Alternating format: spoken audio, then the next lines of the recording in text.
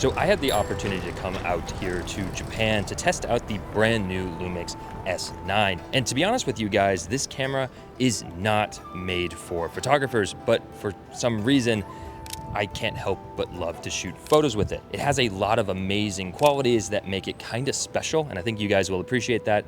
But at the same time, there are a few things that is holding it back. So we're just gonna go ahead and talk about how this camera fits into my backpack for photographers. Now, I do need to make sure that I disclose that Lumix did fly me out here to test out the S9 and also give me one on a long-term loan. So just keep that in mind for the purposes of this video. But I am gonna tell you guys what I think about it. And I do have some complaints about this camera. So what's going on with this M11 looking Lumix camera? Well, really the thing that drew me to it for photography specifically is going to be its real-time LUTs for photography. Now, this is a little bit odd because typically LUTs are made for video, but these are for photography as well now with their new system. So basically you can consider them almost like Fujifilm film simulations, but maybe even more in depth than that. So instead of just tweaking a few of the settings in the camera, you can now use their new Lumix Lab app and completely edit and change anything, almost like you're editing in Lightroom. You got your different tone curves, you can mess with the HSL, and I've honestly been loving it. I've been tweaking them and editing them all throughout this trip,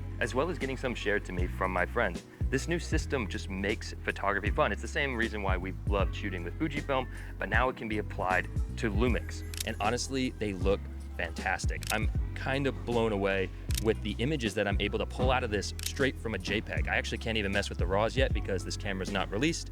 So it's pretty amazing that I'm able to get really good results, and it makes shooting with this camera just a blast. I don't have to worry about how am I gonna edit these later. I just shoot them, upload them to my phone through the Lumix Lab app, and then I go ahead and post them straight to Instagram within like 30 seconds. That feature alone makes this camera kind of a joy to use. I don't have to worry about editing these photos in post-production. I just get the joy of walking around the streets of Japan, kind of finding interesting scenes and taking some photos. So the convenience level of this camera for photography is kind of unmatched. The thing about this LUT feature that makes it stand out or be special is that it basically allows you to shoot edited photos directly in your camera. Now, these will be JPEGs, but you can shoot in JPEG and RAW as well, so you don't have to fully commit to this JPEG look.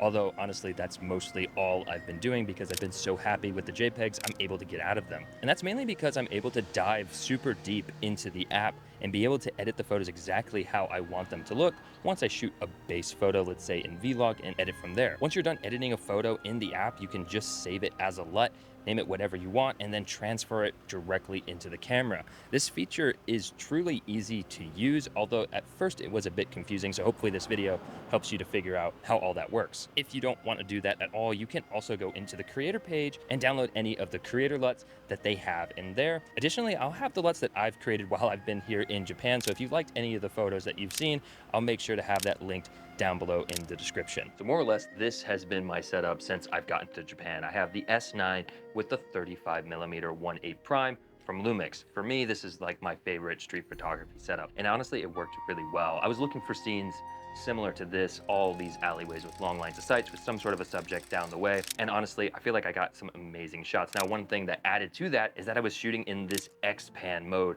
on this camera. This kind of unlocked the photography in this camera for me. Now, there are some things still holding it back, but we'll get into those a bit later. When I was shooting in the 65 by 24mm aspect ratio, I was getting some images that I was absolutely stoked on. And again, with the Lumix Lab app, I was able to upload 5 of them straight to my phone, and then I was able to do this stacked style vertical post on my Instagram stories, and I think it looked pretty incredible. There's really something magical about shooting in this X-Pan mode. I do understand that it's essentially just cropping the top and bottom out of your photos, but that doesn't really matter. Whatever inspires you to get out there and shoot photos, whether it's a cool location or a cool mode in your camera, I think that is worth something. So let's go ahead and talk about the body design of the S9. It is both a beautiful aesthetic with this M11 style body, but it's also its biggest kryptonite. First and foremost, it does not have an EVF or a rangefinder at all. And the amount of times that I've brought this thing up to my eye only to be disappointed is honestly super annoying. Additionally, with this camera, you're gonna have to struggle through only having electronic shutter. There's no mechanical shutter. Now, if you don't understand why that's a big deal, basically if you're taking a picture of anything moving really quickly or you're panning really fast, all of the straight lines are suddenly gonna be skewed a little bit. It's definitely a bit annoying. I was trying to take photos outside of the train and I was having that issue. So electronic shutter probably should have been mechanical shutter, but it is what it is. Are these things detrimental to the camera? Does it make it not worth it? Not necessarily, but it is definitely something you need to know about if you're going to be picking up and using this camera as a photography camera. So a few things that I forgot to mention that I want to go ahead and get out of the way. This grip on here is not actually part of the camera. This is a small rig grip. Now, I will say that that feels a little bit necessary. Without the grip, it's just a smooth surface. There ain't much there. So if you want to be able to actually hold your camera and use it, I feel like a grip of some sort is going to be important. Additionally, I never really mentioned, this is actually the same sensor as the S5 II and the S5 IIX, which basically means you're getting a full frame Fujifilm-esque style camera for about $1,500, which I believe, Cam, right? That's the same price as the X106? Right near around it, yeah. So pretty cool that you're able to do a full frame style camera like that, because Fujifilm, for some reason, won't give us that. That's a little bit annoying. That being said, I do feel that $1,500 for some reason still feels a bit expensive in my opinion for this camera. I think that just comes down to overall feel. The Fujifilm X100 series has this kind of premiumness to it. I think that's because it has a metal housing. This definitely feels like plastic. It doesn't feel cheap, but it just doesn't feel quite as premium. I don't know, that's just my personal opinion on the pricing. Maybe it's worth it, maybe it's not. Connor's probably gonna delete this, but personally, I think this is a great price camera because again, you're getting open gate, you're getting full frame, you're getting basically S5 IIX and a Fujifilm type body. Yes, it's a little bit more plastic, but we got to remember a lot of people, they don't want to spend thousands of dollars on multiple cameras, they just want one. So I think if you're just starting off and you're just getting into all this and you want a Fujifilm type camera, but you also want a camera system you can grow into that's full frame, I think this is a great opportunity to get into a camera system. Okay, so maybe I should clarify the price after what Cam Mackey said. When I'm saying that it is a bit overpriced, you got to consider that for $1,500, there's a lot of other options out there. Now, this camera is great. It does have a lot of amazing things that I haven't really talked about in this video because I'm really talking about it from a photography perspective. We'll talk a lot about other features in other videos.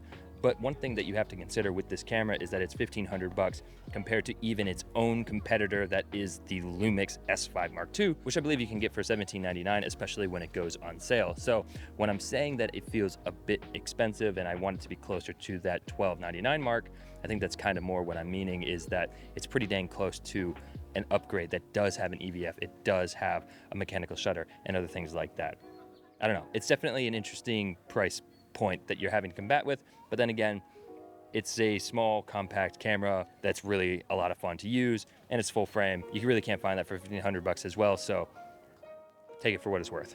But again, guys, that LUT feature is what really makes this thing stand out, and it kind of helps make up for all of the issues with this camera because yes, even though the no EVF is absurdly annoying, I've still had an absolute blast taking photos with it. Now, there are a lot more things to talk about with this camera, especially when it comes to video, because they actually did make this more for content creation in general, mainly focusing on content creation for Instagram video or YouTube. So we're gonna have a whole different video about that, so make sure you subscribe so you don't miss out on that video. So this has been a look at the S9 from Lumix in regards to photography specifically. I'll have a lot more content about this camera because I do find it to be very interesting. It does a lot of things right.